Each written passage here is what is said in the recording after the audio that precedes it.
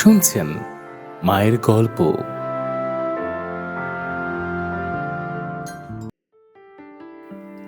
আমার এবারের গল্প সুলতানের দাওয়াই। এটি তুরস্কের একটি রূপকথার গল্প। অনুবাদ করেছেন বিমান ঘোষ রায়। অনেকদিন আগে তুরস্ক দেশে এক সুলতান বাস করত, যে নাকি অসম্ভব খেতে ভালোবাসত। দিনের মধ্যে 7-8 বার করে সে শুধু খেতই।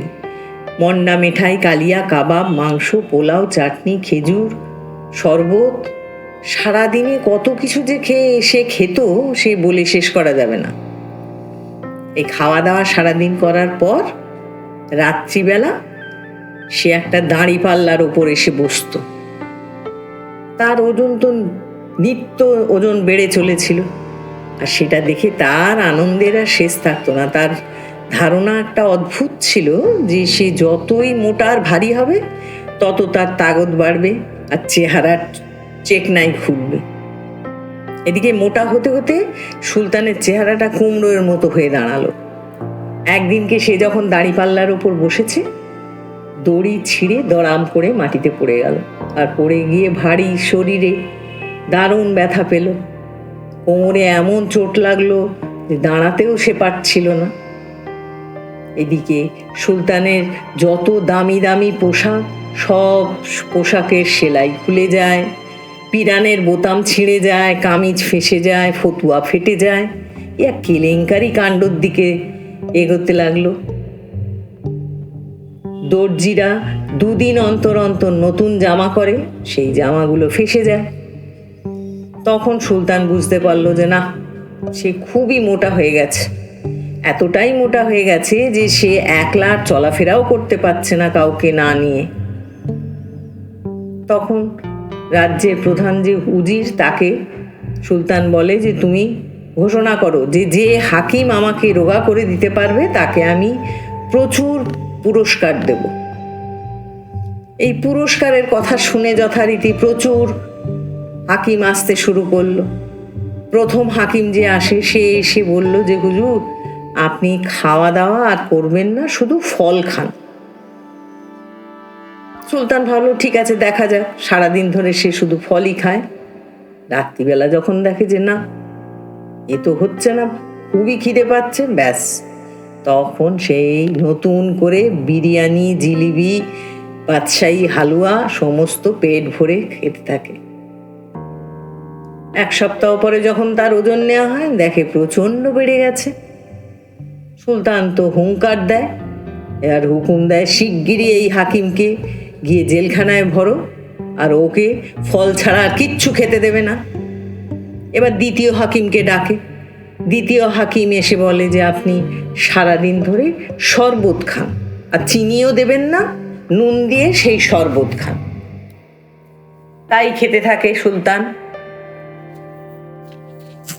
কিন্তু সপ্তাহ শেষে সেই একই ফল রাত্রিবেলা যখন দেখে যে না, পেটে প্রচণ্ড খিদে, সঙ্গে সঙ্গে পোলাও, কোফতা, কোরমা খেতে শুরু করে দেন। এইভাবে 7 দিন পরে ওজন নিয়ে দেখা যায় প্রচুর ওজন বেড়ে গেছে। তখন এইভাবে প্রচুর হাকিমরা আসে এবং তারা এক একজন এক এক রকম পরামর্শ দিতে থাকে, কোনোটাই সেইভাবে কাজে লাগে না। করতে করতে 40 জন হাকিম গারদে ভর্তি হয়ে যায়। একদিন সুলতান বসে আছে আর ভাবছে কি করা যায়। এমন সময় দেখে একটা লোক, বেশ তাগতওয়ালা লোক, তার ঘাড়ের ওপর রাজ্যের বোঝা নিয়ে সে দিব্যি হেঁটে চলেছে। সুলতান তাকে দেখে ভাবে, বাবা এ অদ্ভুত তো। সঙ্গে সঙ্গে সুলতান দারোয়ানকে দিয়ে সেই মজদুরকে ডেকে পাঠায়।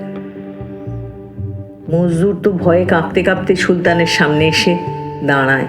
সে তো সবার কথা শুনেছে, হাজতবাসের কথা সব শুনেছে, সে আবার ভাবে কি হবে। এবার সুলতান জিজ্ঞেস করে যে তুমি কি আমাকে কিছু ব্যবস্থা করতে পারো?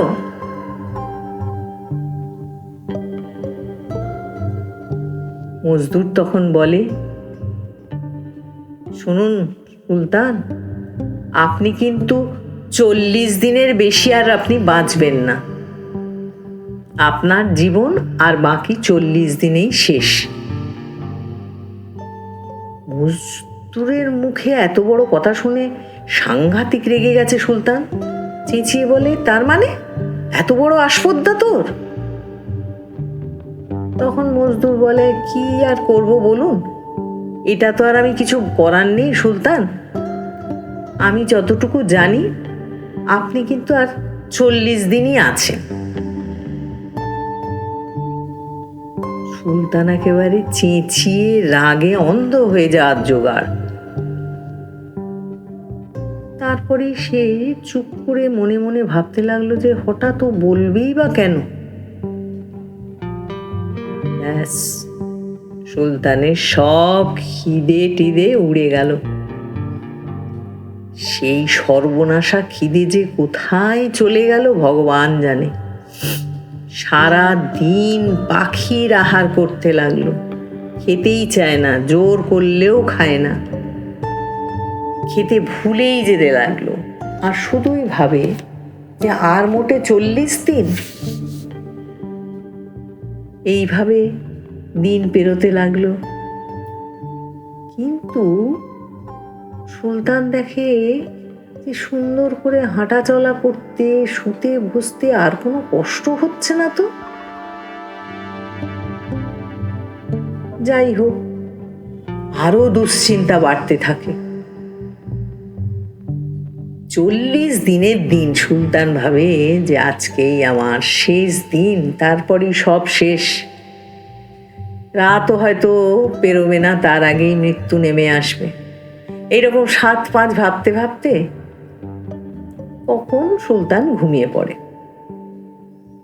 সকালে পাখির কিচিরমিচির আওয়াজে যখন সুলতানের ঘুম ভাঙে, সুলতান লাফিয়ে উঠে দেখে দূরে আজানের সুর শোনা যাচ্ছে।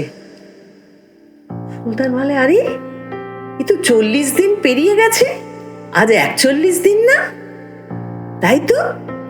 নিজেই নিজের শরীরে চিমটি কেটে দেখে যে সত্যি সে বেঁচে আছে কিনা।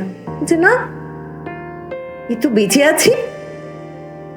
ব্যাস, পেয়াদাকে সঙ্গে সঙ্গে হুকুম করেন যে শিগগিরই সেই মজদুরকে ডেকে আন। মজদুর তো ভয়ে কাঁপতে কাঁপতে, তোতলাতে তোতলাতে কোনো রকমে এসে বলে, কি বলছেন জাহাপনা? সুলতান বলে, আমার আর কিছু বলার নেই তোমাকে। আমি তো আর এখন একটুও মোটা নই। মজদুর বলে, দেখেছেন? সুলতান সঙ্গে সঙ্গে হাঁক পাড়ে, দাঁড়িপাল্লা নিয়ে আয়।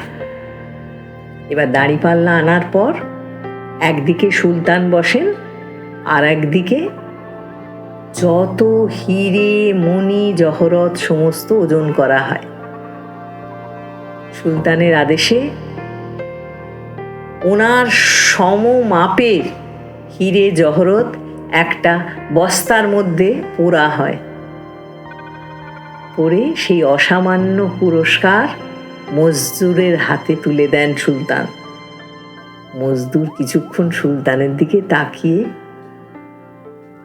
মাথায় করে নিয়ে সেই বস্তা নিজের বাড়ির দিকে দ্রুত হেঁটে চলে। শুনলেন মায়ের গল্প।